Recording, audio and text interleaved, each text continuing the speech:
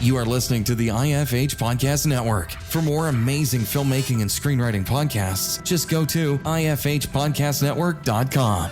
Welcome to the Bulletproof Screenwriting Podcast, episode number 139. Filmmaking is the ultimate team sport. Michael Keaton.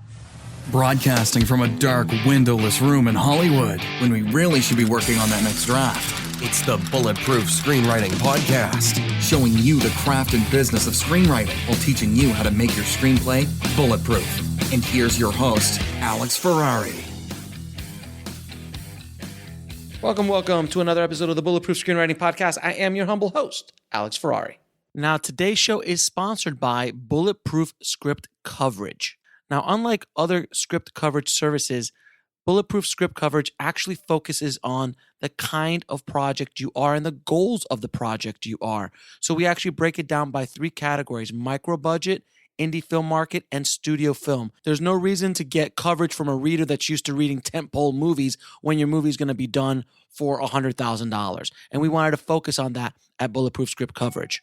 Our readers have worked with Marvel Studios, CAA, WME, NBC, HBO, Disney, Scott Free, Warner Brothers, The Blacklist, and many, many more. So if you need your screenplay or TV script covered by professional readers, head on over to covermyscreenplay.com.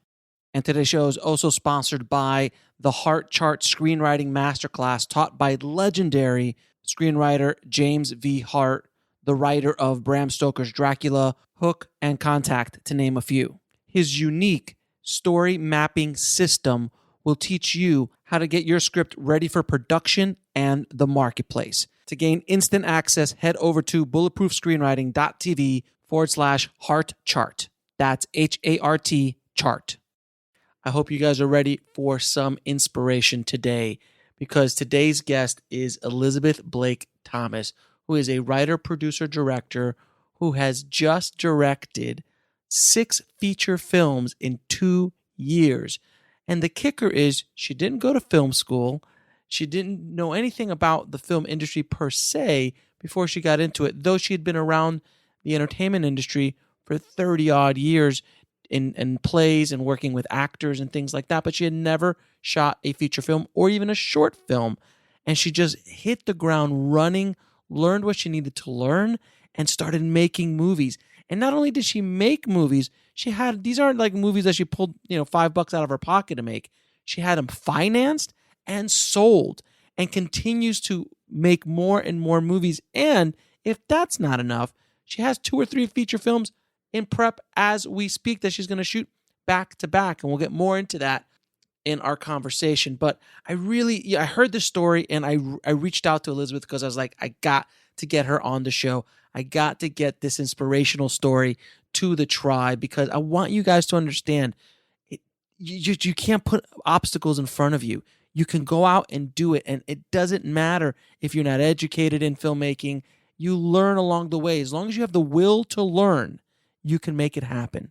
Please enjoy my conversation with Elizabeth Blake Thomas. I'd like to welcome to the show Elizabeth Blake Thomas. Thank you so much for being on the show. Oh, thank you for having me, Alex. It's an absolute treat. A treat to be here. Thank you. And if you hear some noise in the background, is because Elizabeth is literally hustling on the streets of Hollywood as we speak. So you might hear some things in the background. I am. Do you know what? That's one of the wonderful aspects of being in this industry, isn't it? We never know where we're going to be. Mm-hmm. And today I happen to be on the streets hustling. Right. And you're going meeting to meeting. Jumping, yes. Meeting to meeting. So yes. That's awesome. So I wanted to have you on the show because I read an article about you on Stage 32 about how you were able to make 6 feature films in 2 years, which is a feat in itself. So that's the reason why I wanted to bring you on the show, because I wanted to hear your story. And you have a very unique story and a very unique background. So before we get started, first of all, how did you get into the film industry in the first place? Well, I was a theatre director back in the UK. I ran my own theatre company from about 16 years old. And I love that side of things. I love characters. I love actors. But I'd never considered the film industry. I think coming from the centre of England, theatre was something that we all, loved. We did it at school. It was something that was obtainable, and you had the West End. Film just didn't register with me until my daughter was nearly 5 years old and got a lead in a TV show. And then she kept being given these wonderful opportunities to be in films. And I would be on set and I would be naturally immersing myself in this environment. But again, in all honesty, didn't register with me that was possible. And then Isabella, my daughter, got offered the opportunity to be in LA, and I was like, wow, this is Hollywood. This is fun for her. Again, nothing to do with me. Right. And I kept being asked on set to help out. They kept seeing me instruct Isabella or kind of have an understanding of what was necessary in a way, producing on a very simple level. And so I thought to myself, this is quite fun. Maybe I should do something for my daughter. So I produced just a short for her, and it went really well. And it was a very good friend of mine, Sean, said to me, you should be a film director. And I said, how do you do that?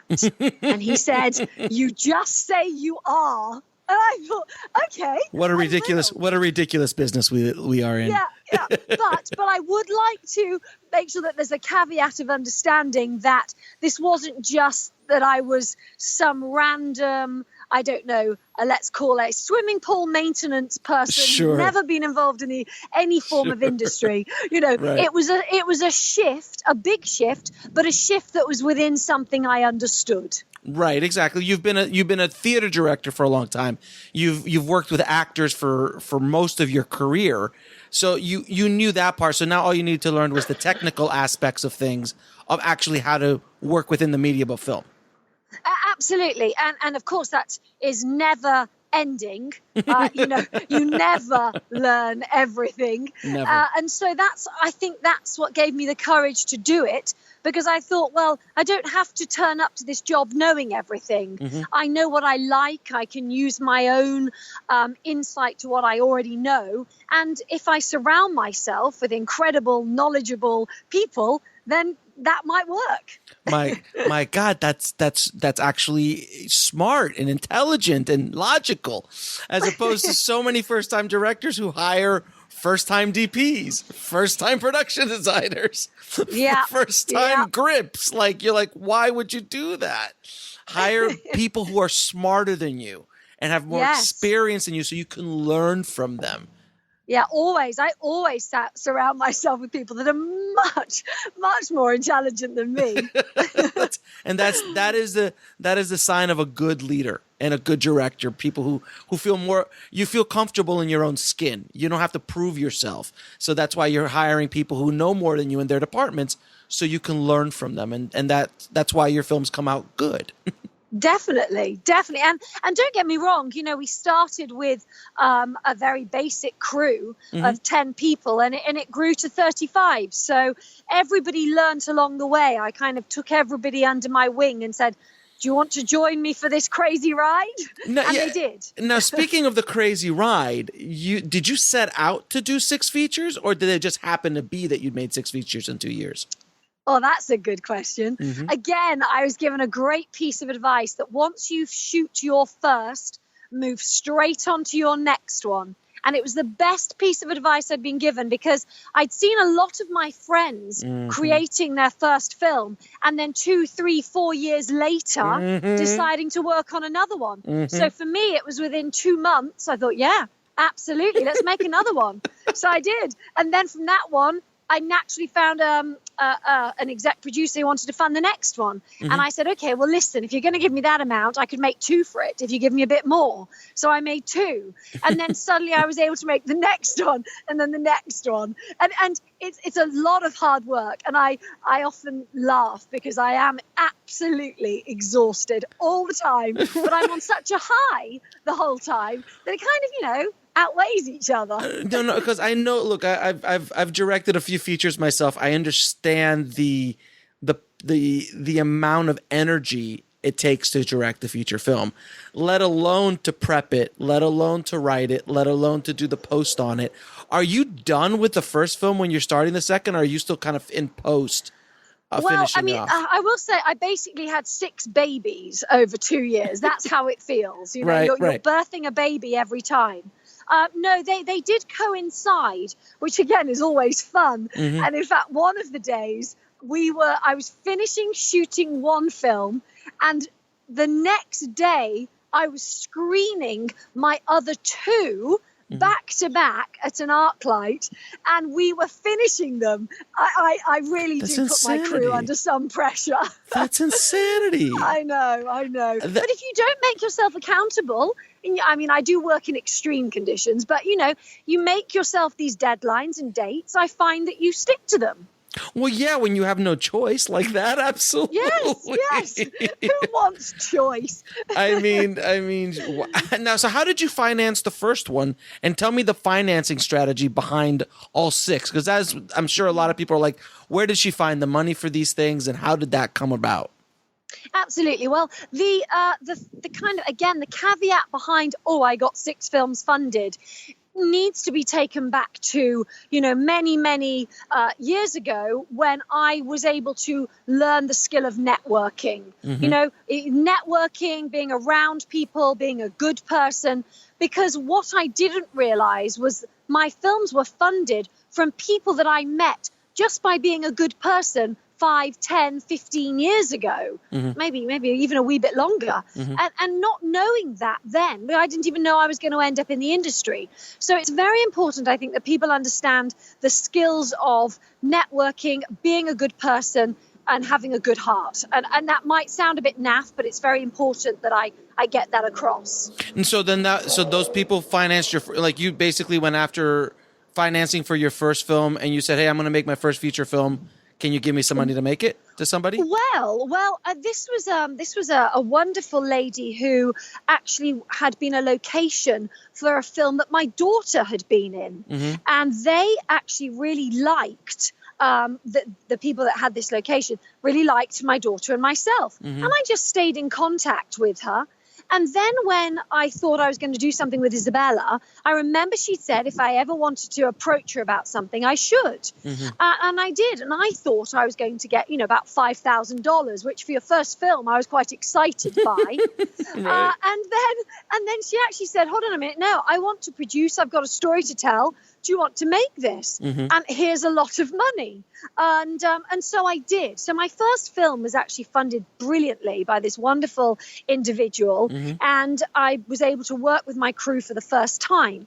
But the thing that then got me onto that next one, again, was, okay, I need to make another film. How do I fund that? Mm-hmm. And actually what I did is I approached 6 friends who all had children, who were all proper actors and wanted to be in the industry. Mm-hmm. And I said, if you all give me, and myself included, 4 or 5K each, I can make a feature film. Mm-hmm. So we put this together. And again, I use the same crew, but I make it a fun experience. So it's an enjoyable thing to be part of. And all the friends and all these wonderful people said, I'll help, I'll be in it. So we shot that film. And from that film, there was someone that said, I believe in what you do and who you are. I'd like to fund a couple more. Mm-hmm. So again, I said, okay, well, instead of just funding this one film for X amount, would you put some more into that? And I'll make 2. And I shot 2 back to back. Because I just knew that whilst I had this momentum, you have to keep on going. Yeah. And then that's what happened with the next one and the next one. So it's really about building that momentum. And that's what I do now. The minute I have something, the minute I'm there, I keep it going. Because you never know when it's going to stop. Now, how many days did you shoot on your first feature?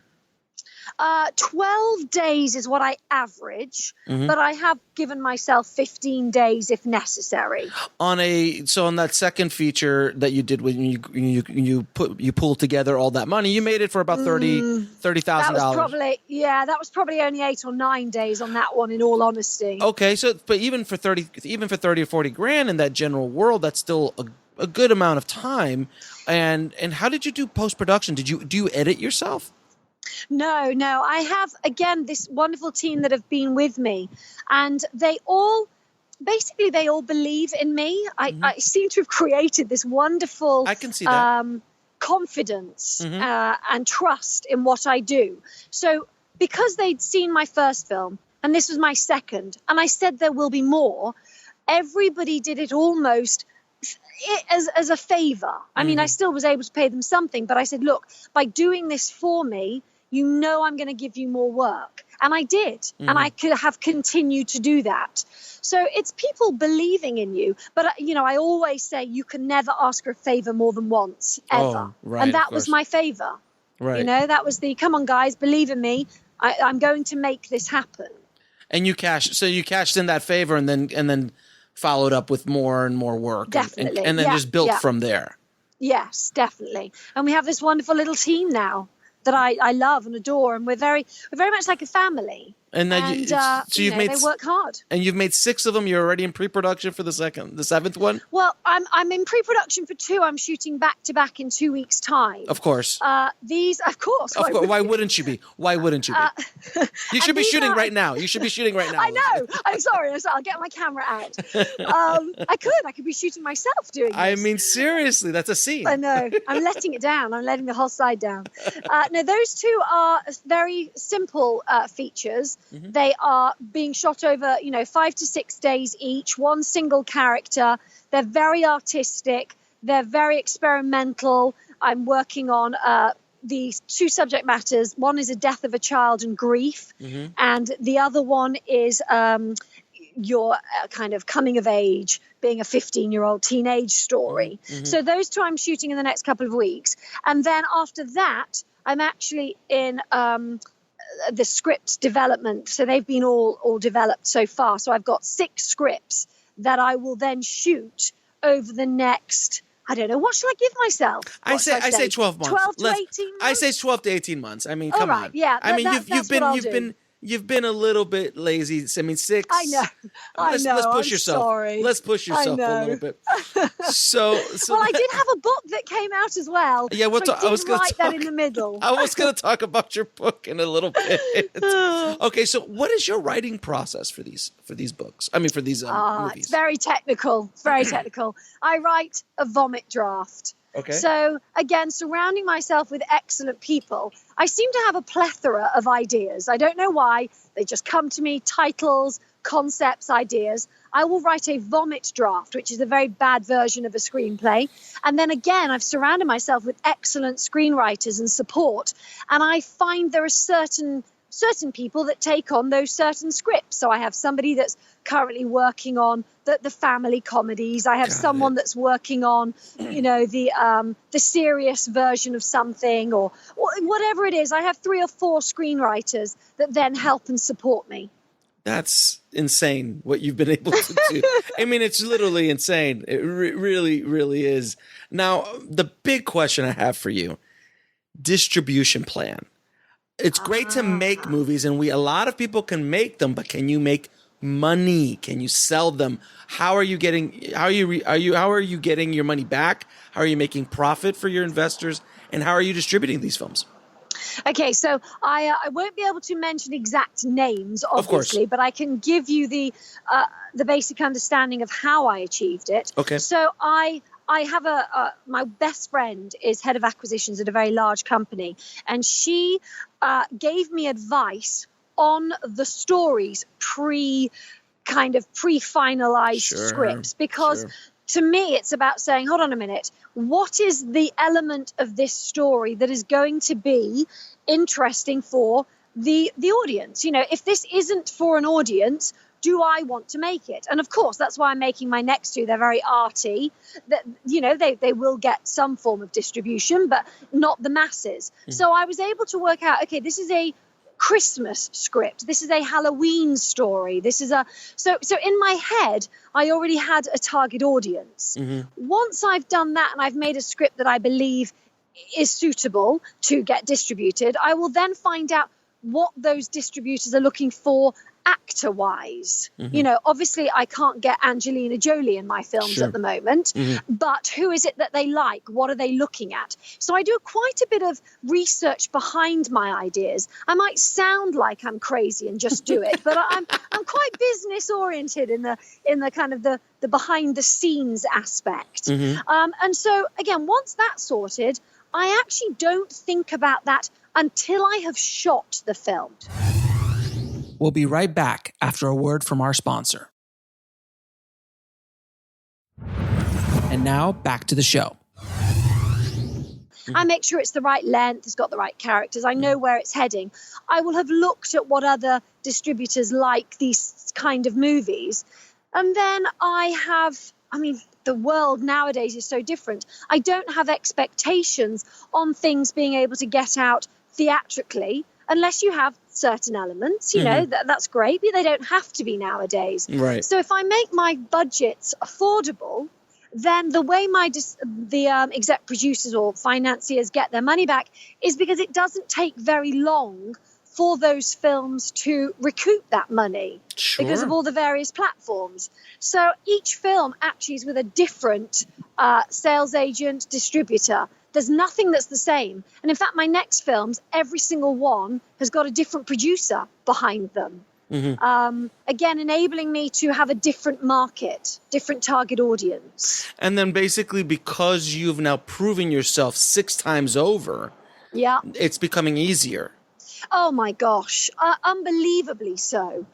Because you have evidence, you have proof of what you've done, proof of concept, proof that you can do it. And I'm being asked to direct things now, which is a wonderful position to be in movies. And also I have that belief in myself. I very much believe in earning where you are. And so there is no way that after my first film, I would have been happy going, yes, I know what I'm doing. I needed to earn it. Every single film I've gone through, I've learned through something. I've learned through something that's happened, whether that be a good thing or a bad thing. And in fact, I've written everything down because my book that will be out later this year, Filmmaking Without Fear, Why Not, is based on these 6 films and very, the truth behind them, because it's not easy. It's not like, I'm going to make a film today and you just go out and do it. It takes so much effort behind the scenes, which a lot of my, crew might not see or, other people involved. In fact, it's quite amusing when I get a phone call from a friend. Am I seeing that at the cinema? And I'm like, probably not, but that doesn't mean it's not any good, or they don't think it means that it's worth something. And we have all these platforms now that make everything so much more obtainable for us all. I mean, there's thousands of movies made a year, only 50 or 100 make it to the theater, if that. Exactly, if that. That's insane. Yeah. So basically, you are the personification of what I preach. You are the personification of indie film hustle. Without question. I mean, you've basically done everything I preach about. You have a system in place. You keep your budgets low. You started smart. You hire people that know more about things than you do, and you start building it, and you're doing it so fast that you have to succeed at a certain point. And your marketing, your distribution, who you're making it for. You're already speaking to the distributors before you make the movie. You're doing everything I've ever preached about on this show. And well, I'm so pleased about that. I mean, also, one other thing that I think is important, I have surrounded myself by very supportive people that are in the industry. Again, I've met them organically. I haven't gone out and looked for them. I've gone to film festivals when I first started. I had a non-profit which enabled me to go to film festivals, and that's where I started to learn everything. And it was after about a year of interviewing these filmmakers that I thought, I know what they're talking about. I understand this.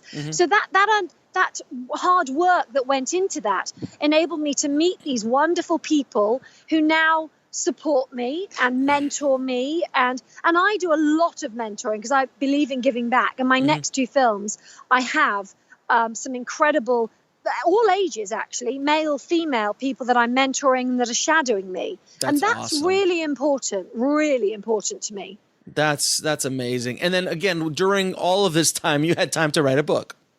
I did. Well, and get a divorce. Oh, in You fact, have to throw that in. oh my God! yeah. On top of it all, I will say that first film was one of the hardest, most painful times in my entire life. And I actually think by me working on that film, I got through everything because I could focus on that. It was an intense time.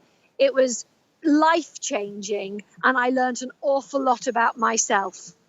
Now, what is the biggest lesson you learned shooting 6 feature films in 2 years? Oh, good question. Let's think. The biggest thing I learned. The biggest thing I learned. Oh my gosh, that's a really good question.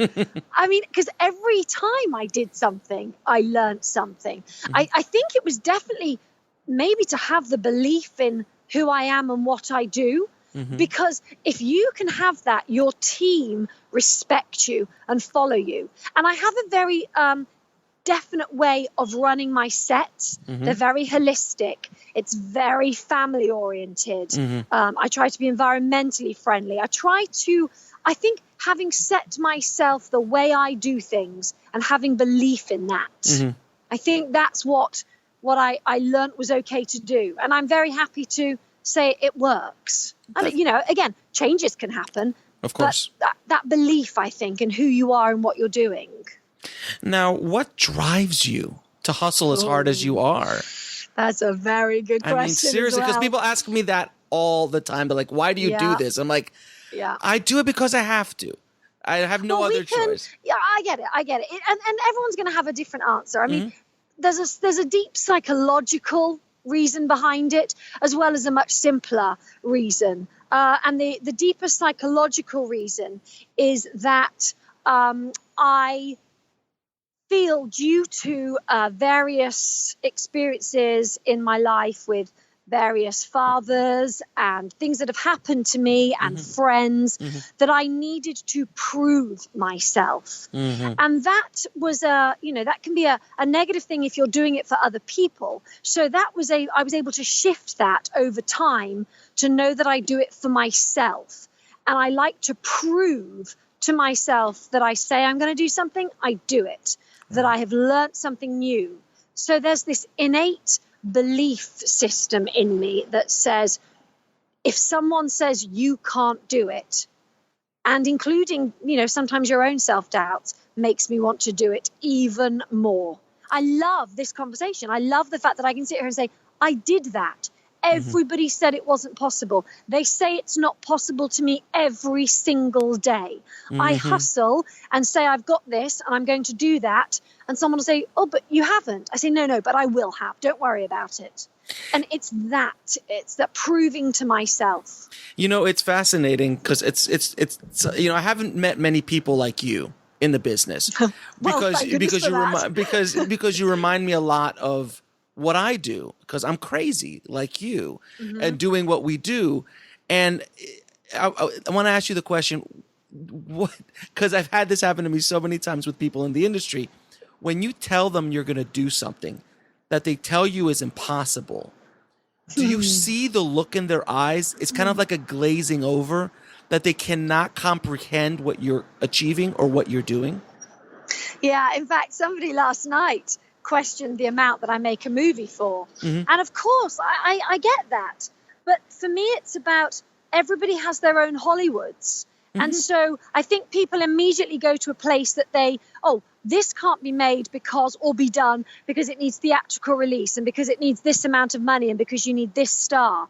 We all have the ability to make our own Hollywoods. For me, the passion every morning is getting up, writing, creating, knowing that I'm going to get a group of people together to make something that could maybe make a difference in someone's life. Whether that's even just to make them smile and laugh, it doesn't matter. That's what drives me. And so, yes, there's definitely a lot of people that look at me and say, oh, that's impossible. That's ridiculous. You can't just go to a film festival and meet an investor. and I'm very much with the belief of the universe and putting things out there. Yes. And the minute I verbally say something, Yes. then I've put it out there. So it has to happen now. But I'm not someone that says things that aren't going to happen.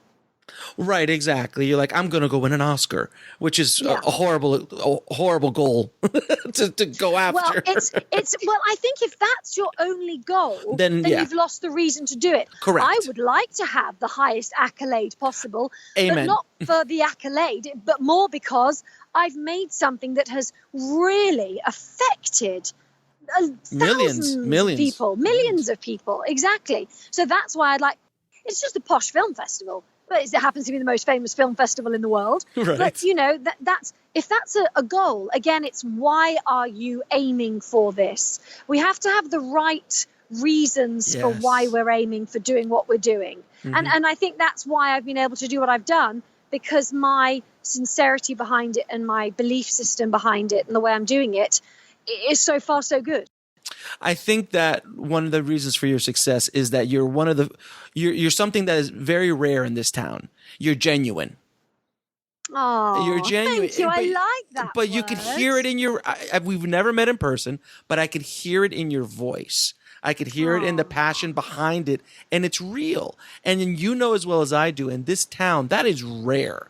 You do not meet people who are genuine.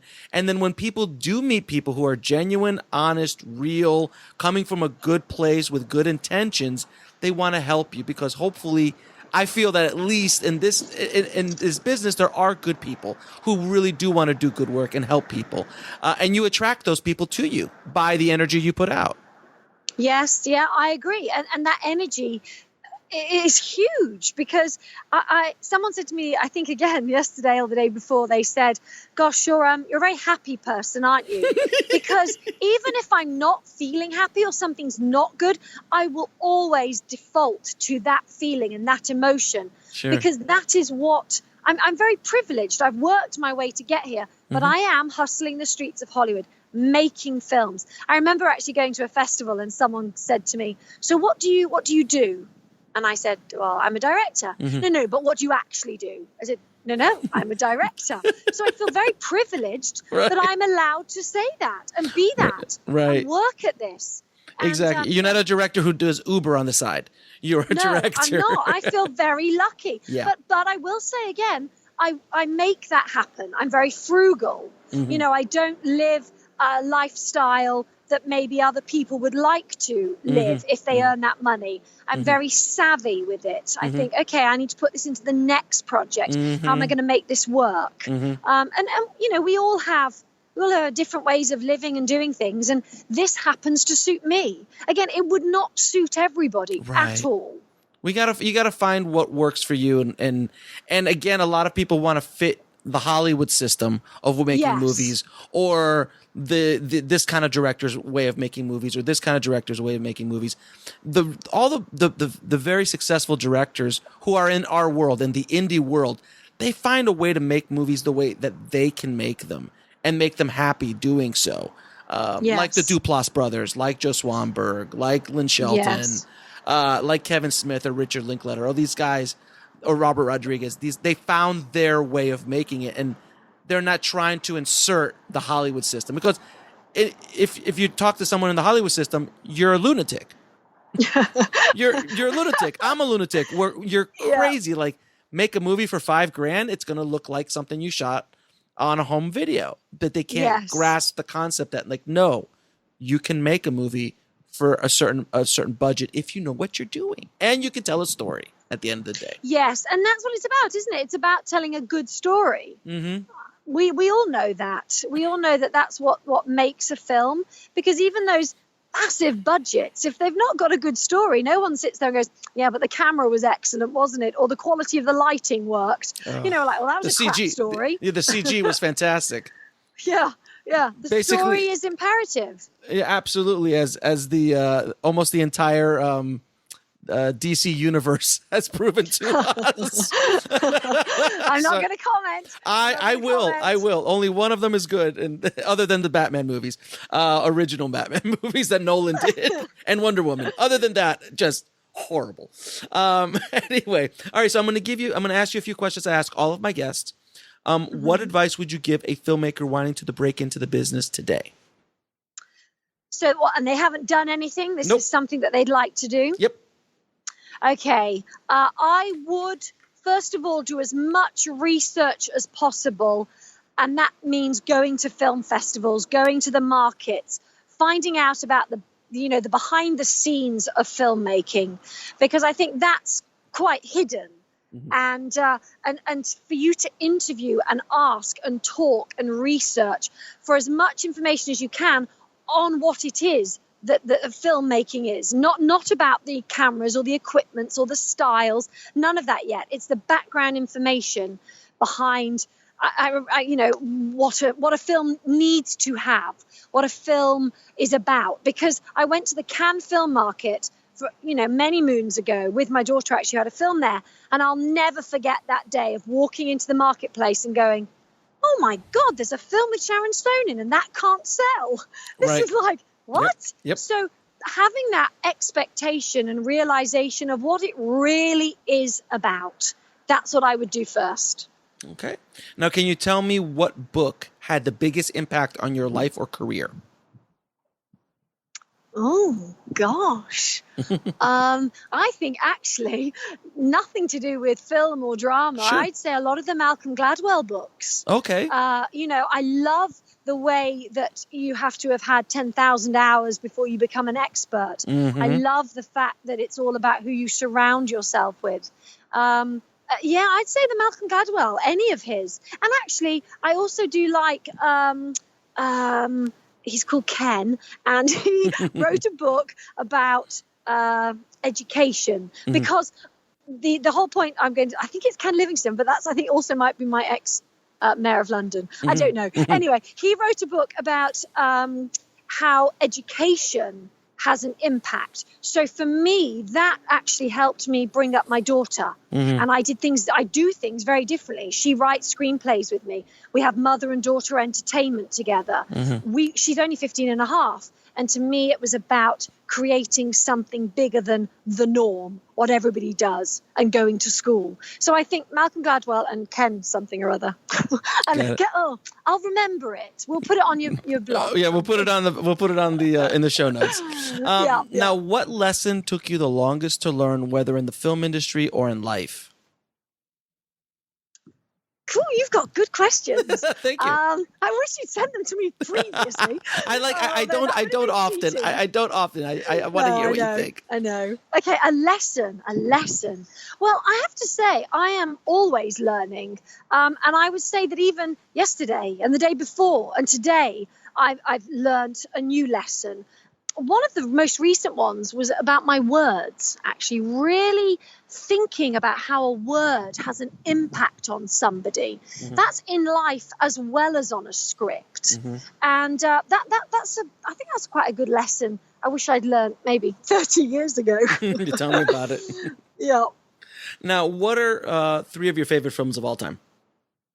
Oh, you're going to laugh. No, okay, go for it. So Gone with the Wind. Okay, cool. Okay. Probably it's a difficult one between Sound of Music, Mary Poppins, Chitty Chitty Bang Bang, but I like all of those. Why does all of those make sense? I have no idea. Yeah. They are wonderful. And then I would also say, I probably like Midnight in Paris. That is a good movie. I love that movie. movie. Do you know, because I just love that era. And then I know you said only 3, but I do like all the old Gérard Depardieu movies. They really affected me growing up. Manon des Sources and Cyrano de Bergerac. And yes, I loved those. Awesome. Now, Elizabeth, where can people find you online? Online, I was going to say in Hollywood. I'm everywhere. Yeah. Where are you right now? Right now, exactly. Sunset Boulevard. Actually. Yes, exactly. Well, I have an Instagram at Elizabeth_B_T. I have a Facebook, Elizabeth Blake Thomas. My website, ElizabethBlakeThomas.com. mother and daughter entertainment, and all my details are there as well. Fantastic. And I'll put all those links in the show notes. Elizabeth, it has been an absolute pleasure talking to you. You are an inspiration. Hopefully you've given a lot of inspiration to the tribe to prove that you can do it and not to be afraid of doing it. Well, I'm very, very grateful that you invited me on. I really, really am. And thank you. And if anybody ever needs any help, they can just contact me. I'm always available. Be careful what you wish for. Thanks, Alex. I'd like to first thank Elizabeth for literally doing the podcast on the streets of Hollywood while she's hustling between meetings. That is what I call an indie film hustler. So thank you so much, Elizabeth, for not only sharing your story, but sharing the inspiration that anyone can go out there and do it. If you're willing to put in the work and educate yourself, surround yourself with good people, you can make it happen. Every single filmmaker, even the biggest ones in the world, all started out just like you and me, with a small indie film, small project, and got their feet wet. So don't put obstacles in front of yourself. As the famous quote says, if you don't have the best of everything, you need to make the best of everything. Never give up, never surrender, just keep on hustling. I'd also like to thank our new sponsor, Streamlit.com. Now, if you're selling your film on Amazon Prime and noticing that you're not getting a whole lot of cash for it nowadays, think about also putting it on Streamlit. It is a SVOD platform, a subscription-based platform where your movie will not be buried. It's free to submit and has a royalty rate 3 times as much as Amazon. So you get to keep all the rights. So if you want to submit your film today, go to streamlet.com. That's STREAMLETTE.com. And I'll leave links to it in the show notes. And those show notes are bulletproofscreenwriting.tv/139 for links to Elizabeth and everything we talked about in this episode. And if you haven't already, subscribe and leave a good review for the show. It really helps us out a lot. Thank you again so much for listening, guys. As always, keep on writing, no matter what. I'll talk to you soon. Thanks for listening to the Bulletproof Screenwriting Podcast at bulletproofscreenwriting.tv.